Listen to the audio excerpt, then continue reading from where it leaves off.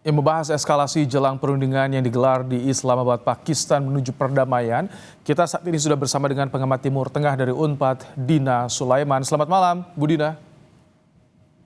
Iya, selamat malam Mas Rahmat. Bu Dina, ini serangan Israel ke Lebanon buat Iran tutup lagi Selat Hormuz. Apakah ini kondisi seperti ini bakal berpengaruh ke perundingan yang akan digelar saat lagi? Saya pikir sangat berpengaruh ya karena buat Iran Lebanon ini garis merah ya karena Iran memandang bahwa perjuangan yang dilakukan oleh Hizbullah Lebanon itu satu ini ya satu kesatuan dengan perjuangan yang dilakukan oleh Iran dalam melawan Israel dan Amerika Serikat. Bagaimana dengan Palestina? Ya, Iran memang mendukung Palestina dan selama ini juga memberikan bantuan senjata juga ke Palestina. Tapi Palestina kan sebenarnya sudah ada dalam format atau skema perjanjian yang lain ya dengan Hmm. mediator Mesir, Qatar dan lain-lain.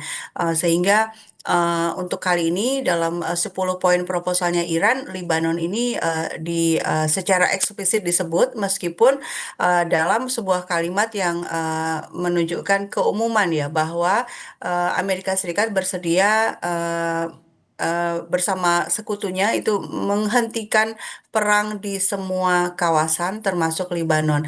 Nah, ada kata sekutu di sini. Nah, sekutu yang dimaksud ya tentu saja Israel karena Israel yang bersama Amerika Serikat itu menyerang Iran.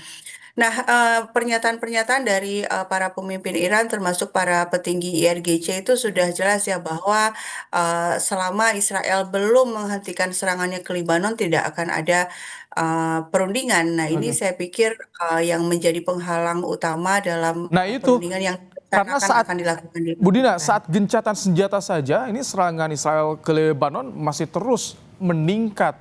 Jadi bagaimana nanti jalannya perundingan? Apakah ini persentasenya akan mengarah ke deadlock atau bagaimana menurut Anda?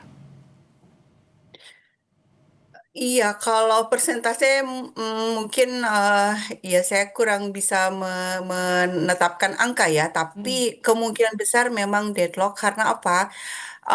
Bagaimana bisa berunding dengan pihak yang tidak bisa dipegang kata-katanya, kan gitu ya. Di awal di pagi hari di Rabu ya, tanggal jam 7 pagi itu kan Trump mengatakan bersedia berunding untuk membicarakan 10 poin proposal dari Iran. Lalu hanya hitungan jam Israel kemudian menyerang Libanon, lalu Hmm. pernyataan Trump adalah Libanon tidak masuk dalam 10 poin itu. Bahkan juru bicara Trump secara eksplisit mengatakan Trump tidak menerima 10 poin tersebut. Oh, Loh, jadi gimana bisa berunding dengan orang yang pendapatnya begitu drastis oh, berubah? Awal oke. bilang iya, habis itu bilang tidak gitu. Oke, jadi kalau yang bisa Anda baca nih dari gencatan senjata kemarin itu apakah memang ini jalan pintas atau exit strategi dari Iran dan juga Amerika Serikat karena mereka berdua kewalahan dengan perang berkepanjangan atau apa sih maksud dari gencatan senjata kemarin tuh? Baik, kalau kita lihat kronologinya sebenarnya kan yang selalu berulang kali menuntut agar ada gencatan senjata, agar datang ke meja perundingan itu adalah Trump. Jadi Trump setiap kali mengancam akan menyerang itu kan selalu dibarengi dengan let's make a deal gitu ya.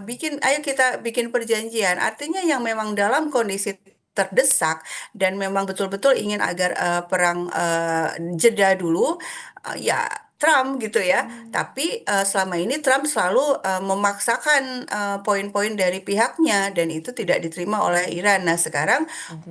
kondisinya Trump setuju untuk yang dibicarakan adalah poin-poin yang diminta oleh Iran dan kalau kita baca 10 poin dari Iran itu kan jelas yang pertama itulah menghentikan serangan secara total. Apa maksudnya? Berarti Iran itu tidak ingin gencatan senjata tapi Mhm. penghentian perang secara keseluruhan. Oh, oke, Nah, ketika Trump mengatakan ya, barulah Iran pun juga mengatakan oke, bersedia untuk berunding. oke, Nah, kenapa kok Trump berkeras ingin ada perundingan? Ya, tentu saja karena oke. sudah kewalahan dari sisi pendanaan, dari Bu sisi Dina, ekonomi dan Bu Dina sedikit nih. ya, ya. Anda melihat Iran masih dibayang-bayangi serangan saat negosiasi di Oman pada Februari lalu, singkat saja. Ya, Iran dalam hal ini kan dia mengatakan bahwa tangan kami tetap ada di pelatuk. Oh, Artinya memang tidak sepenuhnya percaya, tapi kalau memang ada peluang perang bisa berhenti, tentu memang logikanya ya ada jeda kemudian membicarakan perundingan. Tapi kondisi saat ini menunjukkan bahwa Amerika Serikat dan Israel tidak bisa dipercaya dan oke. kemungkinan besar ini memang rencana Israel juga ya untuk menjegal proses perundingan ini. Kalau Trump saya pikir memang betul-betul ingin ada penghentian perang, tapi masalahnya ini ada faktor Israel yang terus berkeras ingin melanjutkan perang. Baik, terima kasih untuk pandangannya Dina Sulaiman, pengamat Timur Tengah dari Universitas Pajajaran. Terima kasih, Bu Dina. Ya, terima kasih. Usai jeda, Kompas Malam kembali dengan informasi